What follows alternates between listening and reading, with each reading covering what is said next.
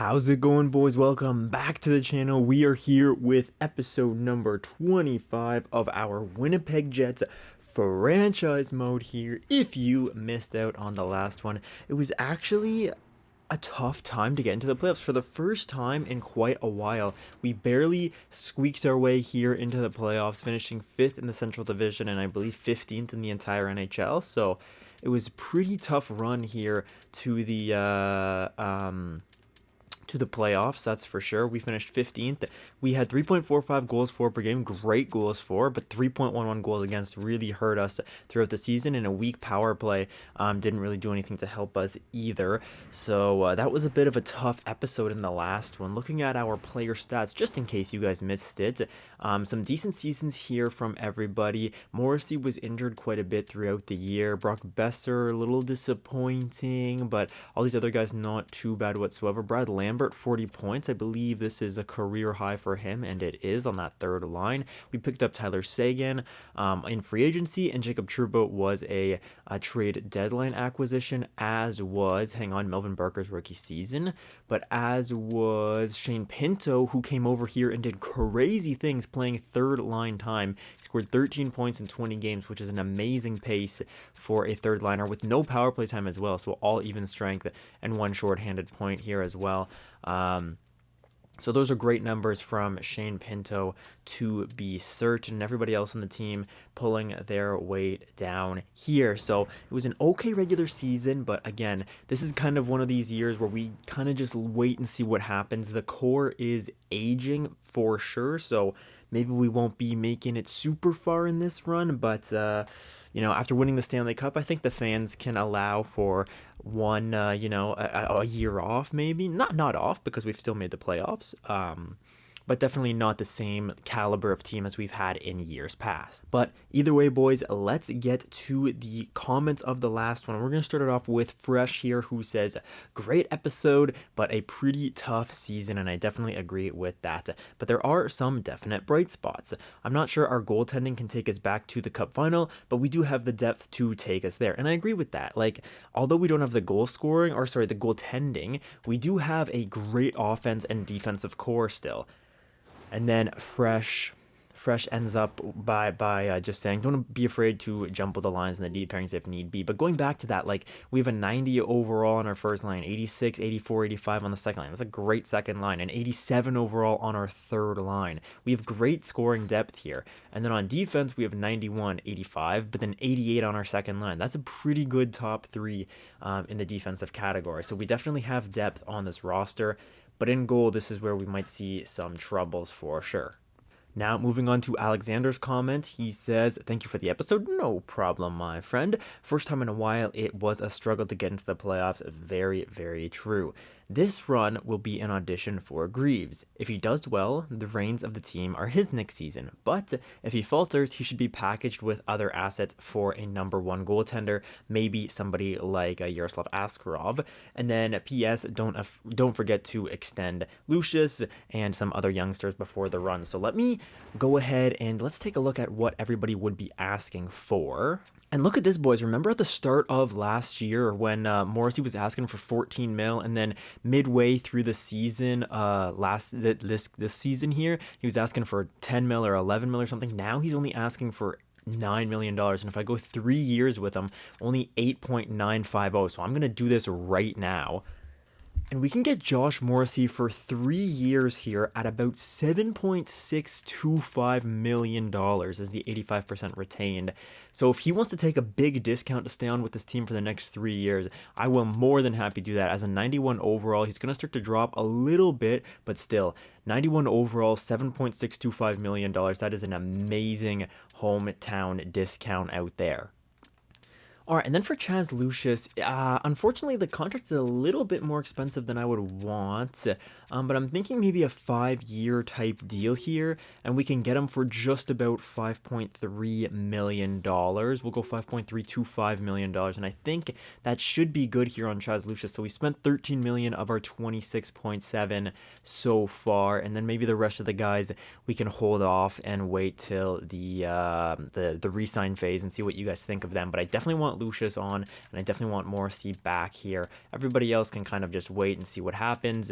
And so let's just recap what this Chicago Blackhawks team looks like, because they are who we are up against in the first round. If you guys do not remember, in year number 1, they beat us out in the first round despite us being a 50-win team and them barely squeaking their way into the playoffs. So now the roles are pretty much reversed here. We also had another series against them a couple of years ago where they beat us once again. So they are 2-0 against us in the playoffs.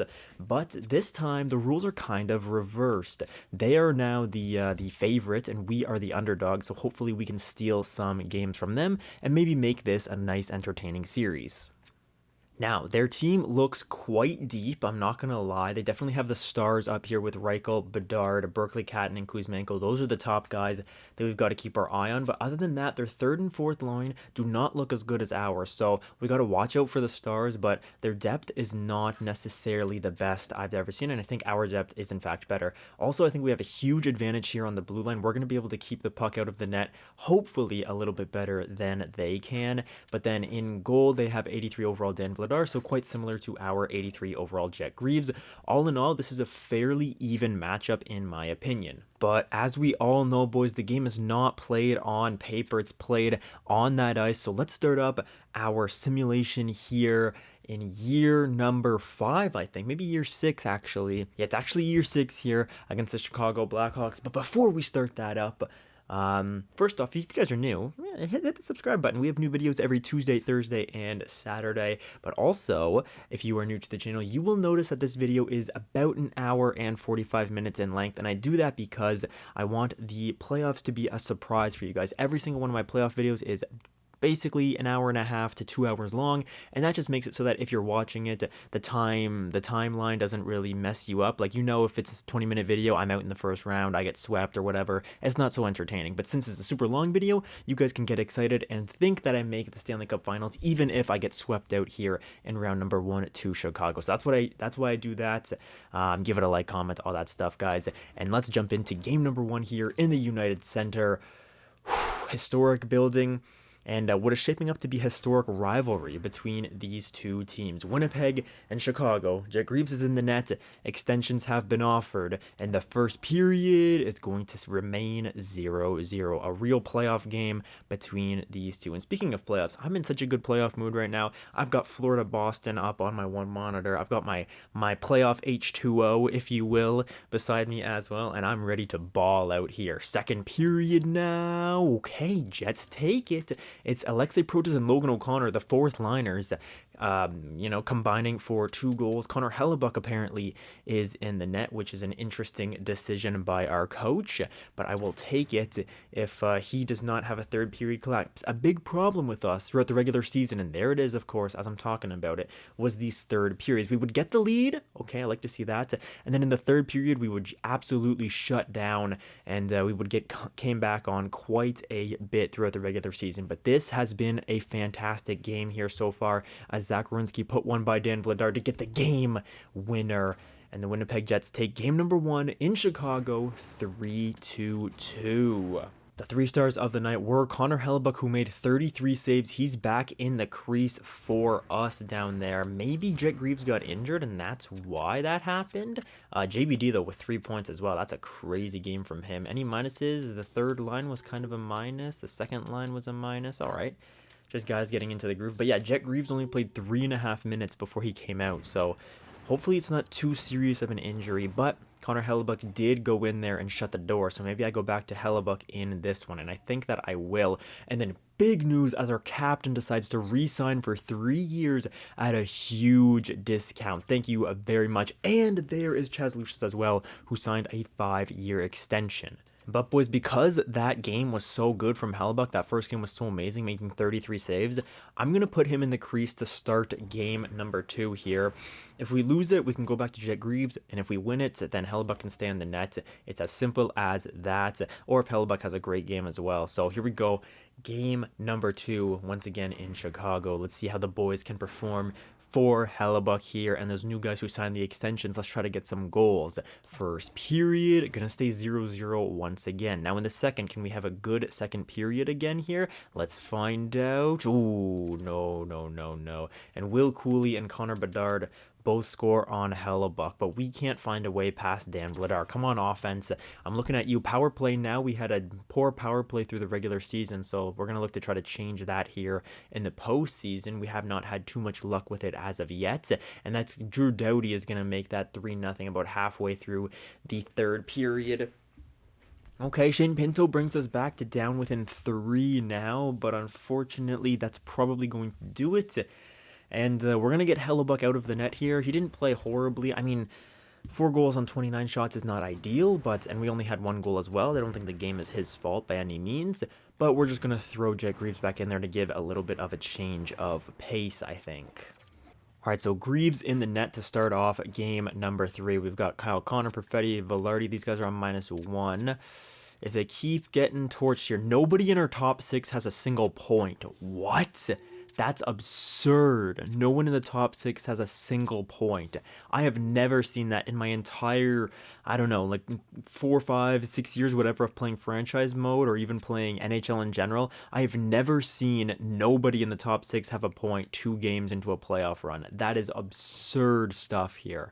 Wow, so maybe we are just being absolutely shut down. I guess we are, huh? That's insane. Okay.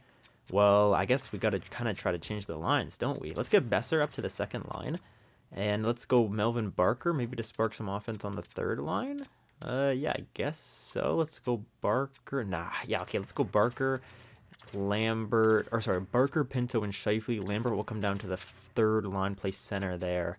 All right, let's see what that does for us. And on defense down here, at least Morrissey's got some points, so does Brodin.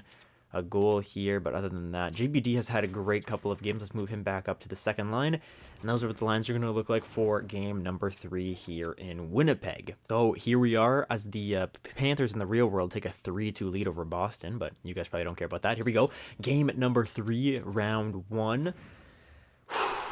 Up here in Winnipeg now. It's tough to play in Winnipeg, so let's try to make these guys pay. First period, 3-1 for Chicago, and Connor Bedard scores 2. Peyton Krebs gets 1 as well, and Perfetti, he finally shows up to the party and gets a point for the top 6. It's about time. Second period now. Come on, Jet Greaves. You can't allow 3 in the first period and expect us to do well. Second period, okay, we bring it back here. Jonas Brodin on defense going to put 1 past Dan Vladar as the third period commences, and we have another third period meltdown from Jet Greaves as Connor Bedard gets his hat trick. All right, so I might have to go into Hellebuck here once again, although Greaves has made quite a few saves here, 32 saves on 36 shots. It's not really his fault, but a really poor start from Greaves means that we were just chasing the game the entire time, and that is not what you want to see out of a starting goaltender right there. I mean, he did have 40 shots on net, but we had 36. I don't know, it's tough. Bedard with 3 goals, Reichel with 3 assists, and Dan Vladar shuts us down once again. All right, boys, Brad Lambert here is a -3. He's going to come out of the lineup in 3 games. We're going to throw Tyler Seguin in there just because I think he can be a good playoff performer for us. I'm also going to put him on the third line. Shane Pinto's been fine, but -2. He does have a goal, though, so maybe that would be good. And then Logan O'Connor's a +2. You're a +1. Do we try to go with somebody else here? Maybe Phil Dano, who is not great, so maybe not. It's tough to say. I think these will be the lines going into the next game. I switched up the first line. We're going to go Ehlers, Velarde, and Connor. Second line will be Chaz Lucius, Cole Perfetti, and Brock Besser. Third line, you guys can see that. And the fourth line, here on defense, how did GBD do that game? He was a -1. It's tough, man. It's really tough. Let's try to get the pluses going here. Let's go +5. And can anybody be a better plus? Maybe Mats Dahl? No, Mats Dahl does not. So let's stick with this then, I suppose. Or do we just go overall wise? Let's go Trouba and Brodin, because JBD and Mats Dahl had a really good game together in game number 1. So let's try that. And then Jet Greaves, does he stay in, or do we go Hellebuck here? They have very similar numbers. Hellebuck has a win for us. Let's go into Hellebuck here, although Greaves had a good game. Just, they can't get the offense, man. The goalies have not been the problem. It's just been the offense. So, going into game number 4 here, we really got to get this one here. Split the games at home, split the games on the road, and we'll go back to Chicago tied up 2-2. Let's do it here, boys. as we go in to simulate this game. First period now. Oh my gosh, and it's a horrible start as Brock Nelson scores to make it a 1-0 game. Then Benak scores to make it a 2-0 game. Chaz Lucius brings us within 1, and then 25 seconds left in the first. And once again, our goaltender has allowed 3 in the first period. That is not sustainable in the playoffs, boys. We need to be able to score on Dan Vladar here. Second period, 4-2. Brock Besser gets 1, but then Connor Bedard regains the 2-goal lead for the Chicago Blackhawks. And we are in desperate trouble here. Come on, boys. Let's get through this. We need the offense. I don't know why we've shriveled up on the offensive side of the puck. I get why the defense is a little bit worse without the goaltenders, but we should be scoring goals here. Let's go. We should be able to get a goal on 83 overall Dan Vladar. I get that he's the reincarnation of Dominic Hasek, but good lord, boys, let's go. And we can't be allowing 40 shots a game either. It's ridiculous. There we go. There's one from Ehlers now. Only 5 minutes left in the game. Come on, can we get one? I'm going to jump in. 5 minutes left. I'm jumping in. And look at this. Look at the bottom right of your screen. We beat them in offense, defense, and goaltending. But for some reason, we're just not winning in the simulation. Here we are, boys. Game 4. We need this one or else we go down 3-1. So let's hope that the boys have something in them. Cole Perfetti grabs that puck and he's going to send it over to Brock Besser. Besser now looking over his options, finds Perfetti in the slot. Over there to Brody. And what a huge save from Dan Vladar, who's just been doing that constantly throughout this series, just absolutely robbing our players. The first line's going to line up against each other here. Bedard against Velarde. Velarde wins the draw over to Nikolai Ehlers. Ehlers finds Morrissey, shot. But then we get a power play. Oh my goodness, that is a huge power play, and it's for slashing on Seth Jones. We love to see that. We're going to get that first unit out there for now. All right, guys, here we go. We have a huge opportunity here to tie this game at 4s. And Cole Perfetti is in the draw. He wins it as well to Brock Besser. Now Josh Morrissey shot. Saved, though, by Dan Vladar. We got to get some traffic in front there, boys. That time, Perfetti cannot win the draw, but at least we get the board play. And we're going to pick it up in the corner. Perfetti tries to find Kyle Connor in the slot there. And now Connor does pick it up. And another big save from Dan Vladar. Perfetti loses the draw, but we pick it up. Now we have full pressure. Zacharinsky shot. Rebound Ehlers. Huge save. Ehlers over to Kyle Connor. Kyle Connor now with the puck. He's going to find Ehlers. Ehlers in the slot. And Dan Vladar is standing on his head, making incredible saves out here, boys. Mark Scheifele. Scheifele gets hit. And now the PK is cycling in the offensive zone. Their offensive zone, our defensive zone. Melvin Barker, our first time getting a look at him. Number 96 out there, and he can't do anything with the puck. And we don't even get a shot on net on our breakout right there. Now Scheifele. Scheifele into the slot. Goes nowhere. And what a horrible power play that was. Come on, boys. Take a shot. Oh, Melvin Barker. What a horrible shot that was. Morrissey keeps that puck in to Scheifele. Good save, though, from Dan Vladar. Perfetti wins that draw to Brock Besser. And Dan Vladar has made a couple of good saves here to keep his team in this one. Your best penalty killer has to be your goaltender, is what the people always say. And Vladar has been amazing this penalty kill. Another one from Cole Perfetti now. Over to Brock Besser. One-timer rebound. Oh, my goodness. And we can't get anything going here as the power play expires. And now we are forced to play 5-on-5 once again. Velarde wins that draw up against Connor Bedard. And now Werenski is going to move that up to Nikolai Ehlers. Ehlers now. He's got Kyle Connor in the slot. He's going to find Werenski, though. Down to Connor. And Vladar again making big saves to keep his team in this game. Brock Besser makes his way over the blue line. And Chaz Lucius, what are you doing? Just get it in deep. We got to get some offense here. I got to be able to pull the goalie at some point. And now Bedard into the slot. Rebound. And Lucas Reichel scores with 1:12 left. Off an assist from Connor Bedard. And that's probably going to do it out here off a horrible play from Chaz Lucius as well, who tries to do the loose puck deke across the blue line instead of just shooting the puck on the net or getting it in deep. And that's going to cost us the game. Not sure if we would have scored, obviously, but a really tough goal to give up there. Oh, hang on a second here. Brock Besser with a breakaway opportunity. What can he... Oh, my God. What was that? Brock, come on, man. Jacob Trouba slap shot goes absolutely nowhere. But Brock, that was an awful, awful play. He didn't even get a shot off on a breakaway. And with time winding down here, unfortunately, Winnipeg is going to fall 3-1 down in this series against the Chicago Blackhawks. And we've got a big mountain to climb. Boys, we have absolutely nothing to lose here.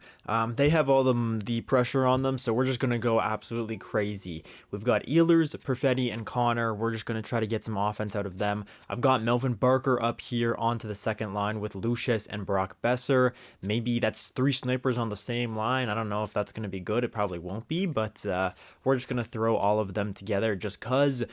Gabriel Velarde here, power forward, with Adam Lowry, who's been called up from the minors. We've got him back on the roster. He's going to be playing third line center for us, and Logan O'Connor is up here because he's like one of the only plus players on the entire team. He's going to get promoted to the third line. Alexei Protas will be playing fourth line time with Mark Scheifele, who's been horrible for us, but as an assistant captain, we want to keep him in there for morale, but he's -4. He's done absolutely nothing in 4 games, and then Shane Pinto will be down here as well. He at least has 1 goal to show for his efforts.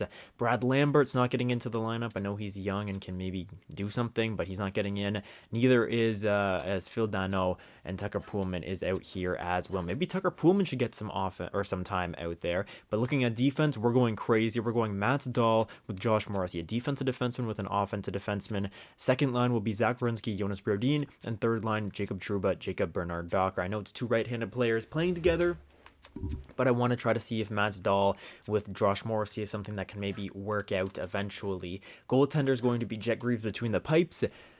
And without further ado, boys, let's step onto the ice one last time here. Maybe it'll be a little bit longer, who knows. But let's give our fans something to cheer for here, boys. Let's see what we can do. Game 5, United Center.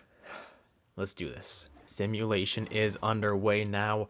We will watch the simulation here because it's an elimination game and see if our boys play a little bit better, perhaps, when we sit here and watch the numbers tick down. We already have 10 shots against. I'm not liking that, but Brock Besser going to score on that new second line with Barker and Lucius out there. So that was a good change, I guess, or, I mean, at least they got a goal for us, so we'll take that when our offense has been absolutely nowhere to be seen. So I'll gladly take a goal from our second line. And then Kovacevic ties us up at 1, excuse me. Jet Greaves allows that one. But then Cole Perfetti, there we go on the first line, getting it going. And Melvin Barker on the second line, he scores his first ever postseason goal, does Melvin Barker. And we are getting it done 5-on-5. But just as I said that, we get a power play opportunity and we score on it. It's Nikolai Ehlers. Okay, and the Jets all of a sudden have life. The Jets all of a sudden have life here going into the third period. Let's not even talk about what could happen. Nikolai Ehlers scores on Dan Vladar, and finally we break through the 83 overall Dan Vladar, who's been standing on his head this entire postseason. We get 5 on him in just about 42 minutes, 41 minutes and 2 seconds there.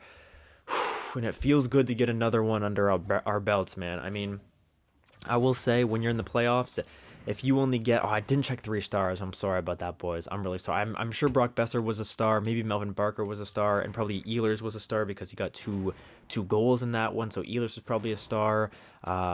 Maybe Brock Besser was a star. And other than that, I can only speculate, you know. So... Mark Scheifele was a minus again that game, man. I kind of want to take him out of the lineup entirely, but I'm not changing any of the lines after we won a game. So let's just get right to the next one. But I was saying, if you go down in like 5 games or less, 5 or 4 games in the first round, it kind of feels like you didn't really deserve to be there, you know. But us pushing 6 at least, it does make it feel a little bit better for us, even if we go out in this one. But we won't, as we go back to Winnipeg for game number 6. Let's go give our fans something to cheer about, and let's push 7 against this pesky Chicago Blackhawks team, who we are 0-2 against in our postseason careers here as GM. It has not started off strong. They definitely have the shot advantage. They want to finish this one on the road, but we do not want to let them as we crawl back into the shots, only down by 1-2 now. Going into the first intermission, this score is tied at 0. Second period underway as the Zambonis go across the ice and the players switch sides. Who will get the first goal of the game, and it won't be us on the power play at least, but then we kill their power play opportunity off, and it's a stalemate here. A goaltending duel for the ages is this game, and this is a game that I love to see because I know that we are due for one. We must be. We just scored 5 on Dan Vladar, so don't come back and tell me that we can't get 1 on him in this game. All it takes is 1, but it's Lucas Reichel who's going to score the first one on Jet Greaves, and now we're scrambling. The hearts are pumping. Every single shift feels like a mile away, but then who is it? It's the guy who I keep calling out. Mark Scheifele ties us up at 1. Now power play opportunity, 5-on-3 for Chicago, and they score just after. No, and then Nick Bastian scores right after that, and all of a sudden the Winnipeg Jet fans' hopes and dreams, they come crashing down here in Game 6. Oh no, and it's another first round exit to the Chicago Blackhawks. Oh my god, boys. Well, that is exactly the reason why I make these videos an hour and 45 minutes despite the result, because you imagine you click on this video and you see it's 15 minutes long, or how long have I been recording for? Yeah, you imagine you click on this video and you see that it's like 20 minutes, 25 minutes long. You know the outcome of the video already, so that's exactly why I make them as long as I do. And that's a tough one here. Let's go through the stats and stuff. I gotta find a way to make this a bit longer. We can take a look. Let's look after the first round's entirely over. We'll take a look at our stats. I'm not sure why, because nobody did anything for us, really. It felt like everybody was stymied in that one. So second round has commenced now. It's a tough playoff series from us. Oh my goodness. Really unfortunate. Okay. We look around the league. Tampa beats the Leafs out in 7. Classic. Boston beats Florida in 4. In this, I mean, just literally right now, the clock has just ticked down to 0 in the real world game between game 4 of Florida-Boston. Florida now takes a 3-1 lead. In the real world here, they just won 3-2. So, congrats to all you Florida fans out there. But in this universe, Boston just swept you. So, have that. The Rangers versus Montreal. Rangers beat Montreal in 6, and then Pittsburgh beats Carolina in 6 up there. Over in the West, we have the Wild beating the Avs in 6. Chicago obviously beat us out again.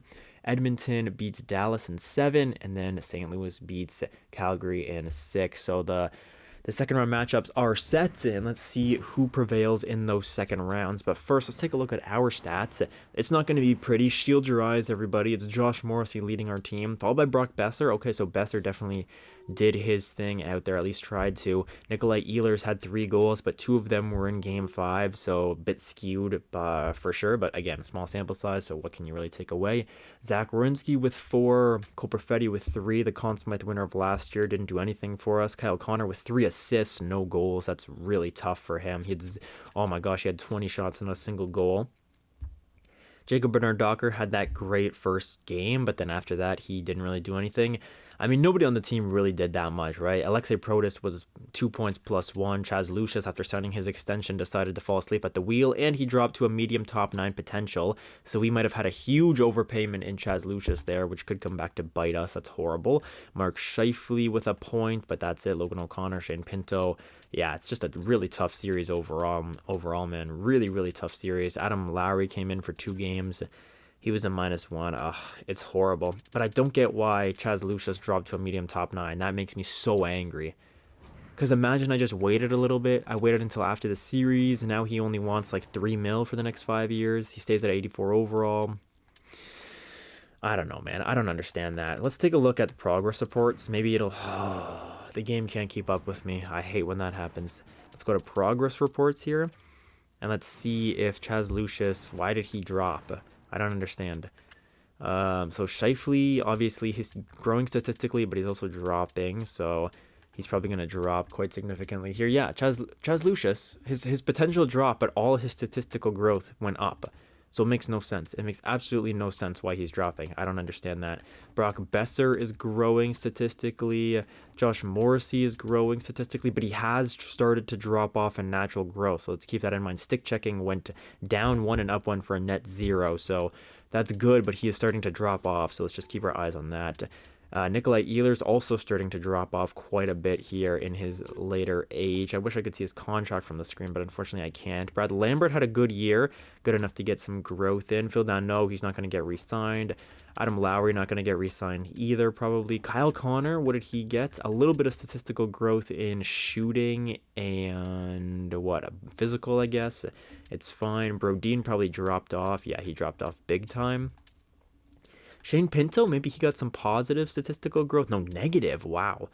All right, that makes no sense to me, but what do I know? Logan O'Connor, did he get positive? Yeah, he did slightly. Okay. And Zach Werenski, what did you get? You got some positive growth there. Nice to see. Jacob Trouba, Melvin Barker with 1 point of growth, and it was natural growth, 2 durability on Melvin Barker, so hopefully he won't be getting injured too much. But yeah, that's a tough season out there. Okay, but good news here in the prospect front is the medium elite left defenseman has grown significantly this year. Kale Crabbe, I think was he a defenseman? I don't know, but he's up to a 69 overall, boys. He got 90 shot blocking and 85 stick checking. He could be on the team. No, he couldn't. Never mind. What am I saying? I'm going insane if I think that can be on the team. But he's got great shot blocking and stick checking. Just got to wait for those other categories. And he has great physical as well. Just got to wait for his other categories to jump up there. And we have Matt Svensson, 78 overall, who's growing nicely as well in pretty much every category except the face-off rating. But as a winger, he doesn't need to have good face-off. 78 overall. He could be on the team as early as next season.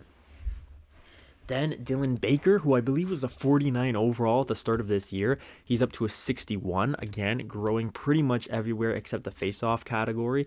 61 overall, not good enough to make the NHL by any means, but he can be an AHL player for us next year, most likely. Brody DeMarchi, again, another guy who is a young, medium, elite type player. He is still growing down there. Tyler Seguin probably dropped off quite a bit. Might have been his last year. I mean, he has great statistical upside growth, but that natural growth dropping off quite a lot here. Medium top 6 forward Serge Gamech. At 20 years old, only 68 overall. He might be able to make the NHL, but I'm not hoping out for it. Stefan Kreitzer, who we drafted last year with our 2nd round pick, he's grown a little bit, but not too much. I'd like to see a little bit more. Matteo Hecht, our medium elite goalie, up to 64. Alex Hatcher, 51. All these low elite type guys. I'd like to see some high overalls here. Elliot Patrick, he's a guy who needs some growth, man. If we drafted him a couple of years ago now, I need to see some growth out of him. Matthias Ackerman, low top 4. Low elite, Taro Karlathi. I think I picked this guy up in free agency. Didn't grow too much. Helmerson, medium elite goalie, didn't grow too much either. Don't love to see that, and neither did. Where is Thomas Ekman Larson? No growth from Thomas Ekman Larson. Hang on. A little bit of growth from Thomas Ekman Larson here. Natural growth, a little bit of it, but no statistical growth in the AHL. All right. Fair enough there for the progress reports. Now, boys, it's time for me to just do my scouting. You know, it's a tough year to go out on. I mean, I almost would have rather tanked this year and try to get a really good pick, but making the playoffs, it brings fans to the arena. It makes the owners a little bit happy, so we'll take what we can get here as the 3rd round starts up. Never mind, it's the Stanley Cup final that's starting up between the St. Louis Blues and the Pittsburgh Penguins. And congratulations to the St. Louis Blues who win the Stanley Cup in year number 6, boys. Salary cap goes up to $99.515. And it's a pretty disappointing season for the Winnipeg Jets, to be honest with you. That's what the draft lottery looks like if you are interested. But for me, that's a tough one. After winning the Stanley Cup, I mean, to fall in the 1st round in 6 games, it's not ideal whatsoever. But look at what happened to, the Colorado Avalanche last year, right? They lose in the 1st round as well. So it's not so easy to go back-to-back by any means. But when we look at this, Alexander Ovechkin scores 1,174 goals. He goes out at 43 years old, and he still scored 47 goals this year. So he was still getting it done. 74 points in 68 games. He could still play 2,000 points. He played his entire career with Washington, it looks like, unless he left and came back. No, he did not. So good for him. Next up, Evgeny Malkin, 1,500 points. Pavelski with 1,400. Phil Kessel, Phil the Thrill, franchise mode legend out here. And then Tyler Seguin with us. He drops out at an 81 overall. Again, another guy who still played pretty decently. 36 points with us in 66 games is not horrible for a 37-year-old whatsoever. Gabriel Landeskog, who might be retiring in the real world anyways. Jordan Eberle out here. Tarasenko, Drew Doughty, who kicked us out in the first round. You piece of garbage. Sean Couturier, JVR, Vincent Trocheck, Zach Hyman. 50 goals, Zach Hyman. He's going to be like the new Danley Heatley, huh? 50 and 24. That's funny. Brian Rust, Chris Kreider, Cam Fowler, Victor Arvidsson, Justin Falk, all these guys. These franchise mode legends, some of these guys down here. Kevin Hayes, John Klingberg is always a... Oh my gosh, John Klingberg and like... NHL 20 or 21 or something, he could be so great for your franchise as an offensive defenseman. Just put up endless amounts of points. Ghost, Nick Leddy, Yarncroke, Jeff Petrie. Anyways, all these guys down here. Looking at the goalies, Jacob Markstrom, Jake Allen, Robin Ledner, Philip Grubauer, Antti Ranta, Malcolm Subban, franchise mode legend if you guys played with him in the past. Oh my gosh, all these guys down here. All right, cool. For the goalies, that's what the retirement class looks like. Ovi definitely into that Hall of Fame. Pavelski is now a coach. All these coaches expired. Anybody for Winnipeg? I don't see any W's. No, so we're good. Draft interviews, yada yada yada. And I'll just show you guys who I like in the draft now. But before we get to do that, let's also take a quick look here at the awards this year, because the Blues win it after we won last year. And look at that, Ovi got his cup in 2027 as well, so Ovi finishes with 2 Stanley Cups. President's Trophy winners, the New York Rangers, and it was St. Louis versus Pittsburgh in the Stanley Cup Finals. The Art Ross went to Adam Fox. This was the weirdest simulation I have ever been a part of. Hart goes to Mika Zibanejad. I'm surprised the Hart doesn't go to Adam Fox as well. The Norris to Fox for the 2nd consecutive year. The Lady Byng to Connor Bedard. The Calder goes to the LA Kings prospect. The Conn Smythe goes to Jaden Almond. Remember when this guy got drafted and I said, oh great, St. Louis just got great, another guy in our division to worry about. And then they go on and win the Stanley Cup. I remember vividly saying that. Stuart Skinner, Igor Shesterkin out here. Labushkin wins to Bill Masterton. Jack Adams goes to the head coach of the Anaheim Ducks. The Selke goes to Pajot. Wow, what a weird award class this is. Ted Lindsay to Zibanejad. And Maurice Richard to Matthews. Very, very strange awards out here. I guess that's how it is sometimes. Let's look at the how did St. Louis get here. So okay, to be fair, Chicago was like the 4th or 3rd best team in the NHL this year. They make it all the way to the Western Conference Finals and then lose to the eventual Stanley. So we lost to the team that lost to the team that won the Stanley Cup, right? So it's not the craziest thing in the world whatsoever, but St. Louis's road to the Cup was beating Calgary in 6 games, beating Edmonton in 6 games, beating Chicago in 6 games, and then beating Pittsburgh in 4. Pittsburgh, on the other hand, had a pretty easy road, it looks like. They beat Carolina in 6. They swept the Rangers, and then they put a gentleman's sweep on the Boston Bruins before getting swept themselves in the Stanley Cup Final. So I feel bad for Pittsburgh. But congratulations to St. Louis, despite the fact that we got out in the first round. I mean, is it a successful season? I don't really know. I don't know what to make of it. Let's take a look at the draft here, though, because there are some people that I want to target. Now, for the 2nd consecutive year, we do not have our 1st round selection, so bear that in mind as I look down here, that we're going to really have to trade some assets if we want to pick up any of these guys up here. Let's just start at like 10 or so. Dalton Law, I think this guy is 2 years away. Yeah, 2 years away for Dalton Law. Let's just keep going until there's like pretty early guys, like maybe anybody 1 year away or NHL ready, any of those type of guys. Not seeing anything. A lot of 3 years away here. These are all going to be like mid-60s, medium top 6 guys. Low elite here, but at 28, I can find better value later on in the draft, I think. And now we're probably getting into the second. Yeah, we're in the 2nd round now, so now we got to take a closer look at some of these guys down here. 4 years away, 3 years, 4. Again, nothing too enticing out here. Medium starter, hybrid goalie, but 4 years away. I don't need that in my life right now. And then all these medium top 9 forwards. Oh, here's somebody who I didn't actually get to scout. He was in the Ice League. Yeah, I don't usually scout the Ice and the Allsvenskan and the rest of the world places. This is tough. Okay, we get to the goalies now, I guess. There's a couple of goalies in this draft who I'm looking at here. My most important target, I think, in this entire draft is Kevin Rieger. I know he's 20 years old, but he's a high elite goalie, so his overall will skyrocket, and he's only 4 years away as well. Usually these guys are medium elite 5 years away, but at 20 years old, as a high elite, his overall should go up like crazy. Then there's Harold Simon as well, who's kind of a similar type of goalie, but he's medium elite instead of high. So I might use my second round pick on Kevin Rieger, or Rigier. I'm not sure how to say that. I'm going to say Rieger for now. But let's look who else is in the second round here as I scroll back down there.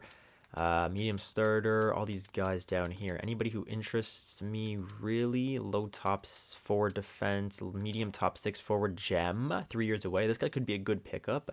A minus puck skills, B minus physical, B minus shooting senses, C defense. For a two-way forward, 3 years away, but he is 20 years old, so maybe not Glenn Bodie. Anyone else really? Medium top 4 offensive defenseman. Wow, this could be good. Ola Huselius. Ola Huselius. Oh my gosh, what a name. And a left-handed offensive defenseman. Maybe the changing of the guard here as Huselius comes in and Josh Morrissey slowly filters out. He's already got A+ puck skills, B shooting. Maybe he could be a good. I'll pin both of the Ola Huselius and then also the high elite goaltender. You guys can tell me what you think about this. All these guys in between, not really interested in any of them. And then we get to the third round. Let's take a look at some potential level players now. So definitely, I want this grinder as well. Rocky Bomick. His name is Rocky and he's a grinder. How do I not pick him up? Right? Rocky, a fighter named Rocky. Come on. From the US as well. Is he from like the East? Or no, US Central, I guess. But still, Rocky Bomick. Come on. How do I not pick up Rocky out there? Other than that, though, nothing really too insane. Low elite. Not a great year for the scouts. I won't lie. It's not a great year for scouting out here. I really only have 2 prime targets. Other than that, all these other guys down here, nothing crazy. Maybe at 126, this guy's 5 years away though, but Maurice Jacques, same league as Serge Gamet. Actually, I think they're from the same team as well, so maybe they have some chemistry there that we can unlock, so I'll pin him. Other than that, I mean, at 303, we can get a low top 6 forward, but he's not really going to ever be anything. At 321, we can get another low top 6 forward, but again, these guys aren't going to become anything, just some trade value. It's better than a 7th round pick, I guess, in trade value-wise, but nothing crazy. We can also pin this guy, Wade Rieger, from the WHL, the Red Deer Rebels. Cycle shoot. He's a two-way defender. Fair enough, I guess. A lot of gems over here, so maybe we can take a look at some of these guys. Offensive defenseman, enforcer. Ooh, wait, maybe we go for the enforcer, huh? To help us in the playoffs. Only 3 years away, low top 4 defenseman, and he's a gem enforcer. I might have to pick up Corey Zeeler just because I like his name and I like that he's an enforcer. I don't know. We'll get him out here. 20 years old, 6'2", 219. He's not overly big, but I like that enforcer type, man. I really do. But either way, those are kind of the only guys that I really like, to be honest. Just a quick look at all the scouts. The top guy is going, a power forward going first. He's going to put up 50 goals here in a couple of years, I'm sure. Then a sniper, Sergei Tulipov, also a good goal scorer. 6'1", 195, good size. Caden Purcell is a right-handed defensive defenseman, most likely. So, like, if I were drafting in the top 5, I'd probably either draft Caden Purcell to play alongside of Josh Morrissey for his first couple of years, or Liam Carlson to be that offensive defenseman, because you rarely ever see offensive defenseman in the top 5 like this. A medium elite offensive defenseman is incredibly rare to come by in the top of the draft here. It's really, really tough to find guys like that. Then a playmaker similar to Patrick Kane, Jalen Barry. People are going to be excited to have him on board as well. After that, obviously, we get into the medium top 6 type players. A couple of guys who are NHL ready here. Jay Raymond, NHL ready, and Kenneth Drieger, both from Norway. 2 Norwegians that are both NHL ready. Kenneth Drieger, an offensive defenseman. So maybe we want to look to move up to 7, but still, that's going to take a lot of trade value, right? And we do not have too much to trade away unless we want to trade, I don't know, do we want to trade Chaz Lucius after his potential dropped? or do we want to see if we can grow it back up again? That's something for you guys to figure out. Now we'll take a look at the contracts, and maybe we're gonna have to see about these guys. Look at Brock Besser down to an 84 overall. As Brock Besser still has his unstoppable force, but yikes! At 32 years old, Brock Besser, we might be time to move on from him. We have $17 million going into free agency as well. Jonas Brodin, maybe time to maybe just a whole new lineup out here, right? I mean, it could be. It could be that Brock Besser, Jonas Brodin, Jacob Trouba, all these guys leave, and we try to bring in some youth. Maybe we try to bring in Svensson here to play third line, a playmaker, 88 passing, 90 offensive awareness. Throw him on the power play and the third line, see if he can get some points. Maybe Elliot Patrick comes in, this 4.5-star sniper, very similar player to Melvin Barker. So maybe we wait on him a little bit, play him in the AHL next year. And then there's Gale Crabbe, who might grow to be good enough for the NHL by the time that the preseason starts, but we won't really know that until the end of next episode. So I'll definitely be sure to keep a look out here as well. So yeah, I think next year is going to be a big one for decisions to be made. We've got Kyle Connor, we've got Cole Perfetti, who jumped up to an 88 overall and got an X Factor actually. So I'm really happy with that. Perfetti finally has a year where he can grow. Good lord, thank goodness. Here's Shafley, healers of Shafley, Velarde, Brock Besser. Chaz Lucius keeps his 84 overall, but he's still got that medium top 9 potential, which just irks me the wrong way, man. It really does. He's got 4-star skating, 4.5-star shooting, 4-star physical, still 99 discipline. So I don't know, man. I think he can still be good, but I'm not sure how much more he's going to be able to grow. And we just gave him a pretty sizable deal, 5.325 mil. Now, if he can stay our second line center, that's a good deal for a second line center. Especially going into the franchise mode as salary increases. And then Brad Lambert is still down here. He grew to an 83 overall. That's nice. And he's still on contract for another 3 years at 1.1 mil. So that's a big time save on that contract. Shane Pinto was still here. Melvin Barker up to an 81 overall now. His shot power up at an 94, 94. Okay, he's got 4-star skating. Pretty okay. 3-star puck skills only. Only 84 offensive awareness as well, which is a little bit low, but Melvin Barker, after a decent rookie season, he's grown a little bit, so he might be able to get second line time maybe next year. I'm not entirely sure about that.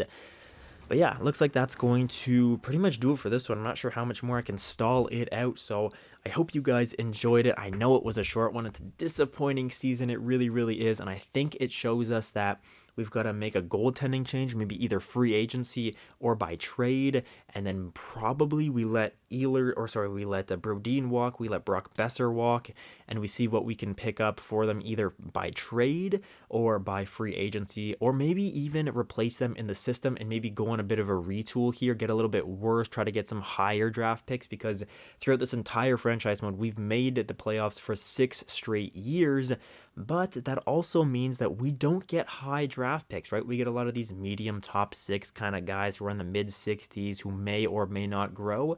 I think it might be about time to maybe, if we want to go down this road, there's 2 roads we can go down. Keep trying to contend, get another cup for these, the core 3 here, maybe like Josh Morrissey, Kyle Connor, Cole Perfetti, try to get another cup for them.